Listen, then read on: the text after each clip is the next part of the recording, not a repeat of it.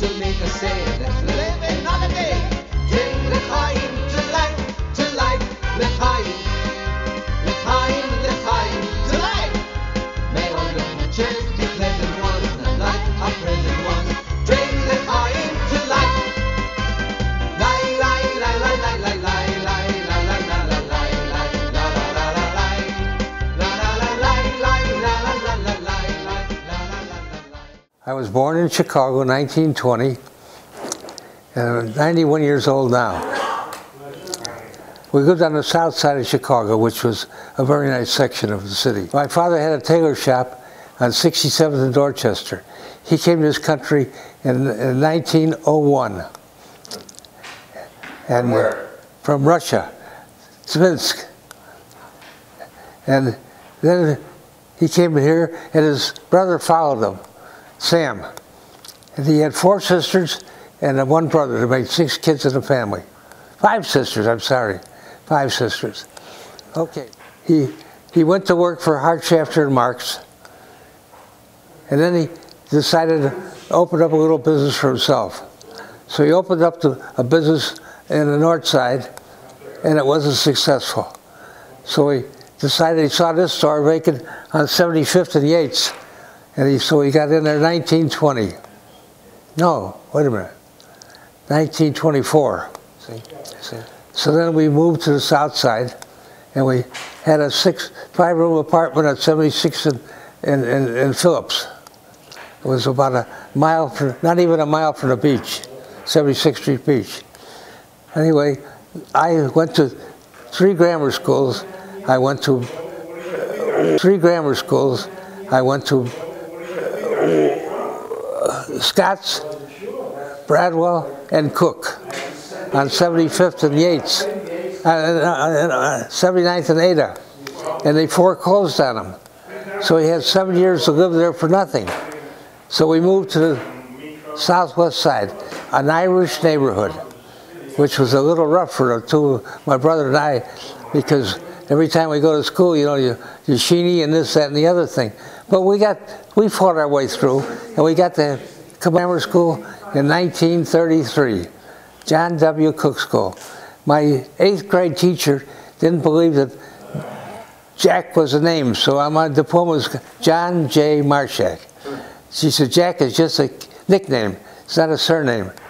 Anyway, my father, I graduated in 1933, and then I went to Calumet High School, 81st and Bishop. I worked for a drugstore as a stock boy. Then I worked for the paper stand. The Italian guy Vito, had the stand on this side, and on the other side was a White Castle with another stand. So and he used to book horses. So there used to be a bookie about a half a block away. So I would take the bet for a quarter, and if the horse won, I ran over and told Vito, I'm sorry, I forgot to turn this in. But if the horse lost, that was mine. See? At night I did the Bulldog edition. All the cars would stop and we'd service the paper in front of White Castle. Finally, the job at the White Castle, I became a bus boy, a curb service boy at the White Castle. With the curb service, I used to go in, have to clean up the building. We had all stainless steel. We had to wash the ceiling down and the walls down because the grease from the hamburgers got on there, see? Every night we had to do the same thing. Then when we got through with that, we had to slice the pickles and cut up the onions. You know, they took a stainless steel pail, put on top with a grater, and you'd run the pickle over that, and it'd get slices, you know. And we did the same thing with the onions. There it is. I went back to the drugstore, got a little job there for a while, soda jerking. And the people used to get off the streetcar and walk into the drugstore to have a cherry Coke for a nickel. That was the big thing, the cherry Coke. Well, after that, I went to work for the newspaper people. If delivered papers and, you know, had a wagon, you pushed the wagon with 2 wheels and you threw the papers. That lasted about 4 or 5 months, but I made good money. At that time, $7 a week was a lot of money. It was in the Depression. So from there, I went to the Bulldog edition for the Herald Examiner in Chicago. They gave us $2.50 a week plus the commission we made on the papers. But we had to stand on the corner to sell the papers like everybody else, you know, at night. So, but the 74th what's the name of the street? Anyway, it was all Irish, and I wouldn't dare stay on the corner by myself.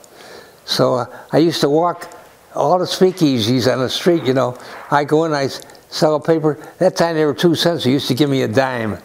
I did pretty good. I made about $10 a week doing that. That was very good. I had to do it on Sunday.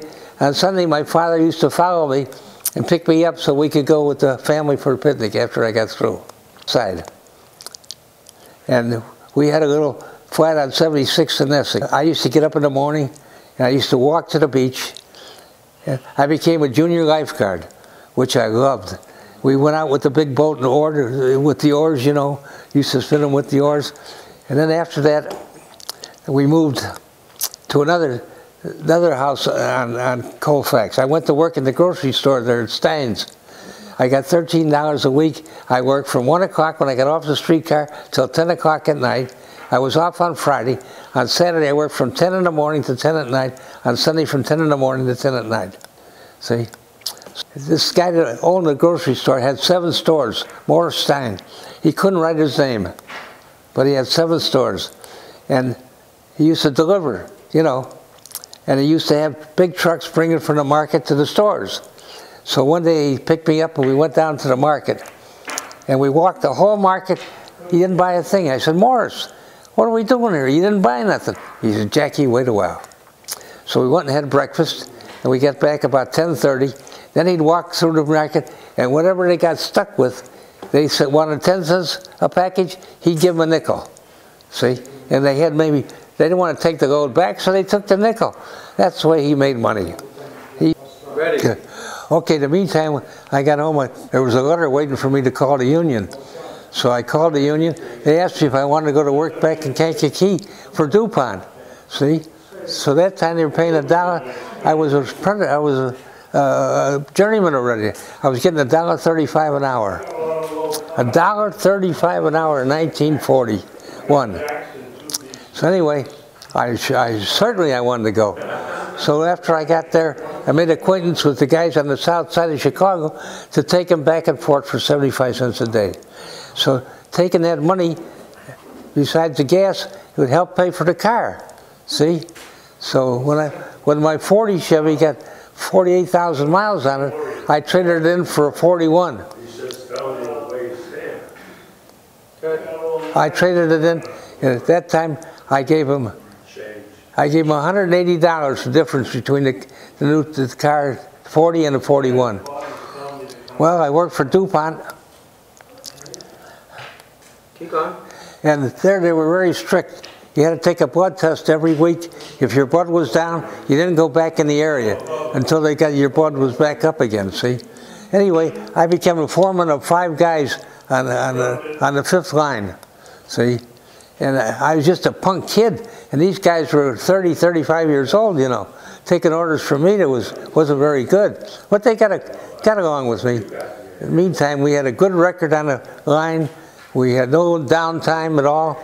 They used to pump sulfuric acid into the first house, the tri-house, and with toluene, and they stirred in a big stir, you know. And they had a water tank outside in case the charge they couldn't handle it anymore. They used to dump it in the water tank, see? Anyway, I worked for DuPont for a year. And I was going in the grocery store all the time to get lunch meat for sandwiches, you know. And I'd see all the mothers, and how come you're out of the service? My brother was in the service, and I was out, and all my friends were in the service. So I finally decided I better get in myself. So I went to the Navy, and I joined the Seabees. You know what the Seabees are? The construction battalion. Yeah.